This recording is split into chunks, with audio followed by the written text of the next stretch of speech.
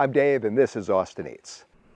There's just something incredibly satisfying about biting into a light and perfectly crisp Belgian waffle. With its golden brown exterior, delightful crunch, and tender fluffy interior, well, they're hard to resist. Whether you like them smothered in maple syrup, topped with fresh fruit, or served plain with whipped cream, it's no wonder why this breakfast classic is a special treat. There are, however, a few secrets to making the best Belgian waffles, and I'm going to show you what those are. One of the secrets is to find a high-quality non-stick waffle iron with large, deep pockets that can get up to 375 degrees Fahrenheit.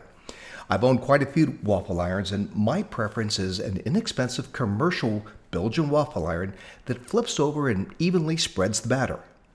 The shape of the waffle iron really doesn't matter. I used to be hung up on having square waffles for many years, but then I found this round one, and it just flips over and does a great job.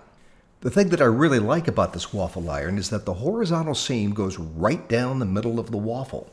That means that half of the batter is in each half of the waffle iron, and that means more even heating and cooking. There are a lot of consumer-grade waffle irons out there that have a deep bottom but a very shallow top, and those just don't make good waffles. Get the right tool for the job and buy an entry-level commercial Belgian waffle iron. It is well worth it. You'll also need a laser thermometer because that's the only way to really know how hot the waffle iron really is. Start by whisking together all of the dry ingredients, and then in a separate bowl, separate the eggs and whisk the egg yolks.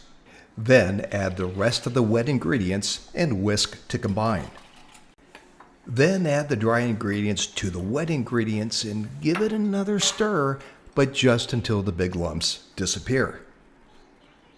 Next, we're going to whip the egg whites using an electric mixer until stiff peaks form. This is the secret to making really light and fluffy Belgian waffles. The whipped egg whites will be folded back into the batter just before baking, and that creates a waffle that is light and fluffy inside, but crispy outside. Now just make sure your waffle iron is at the right temperature.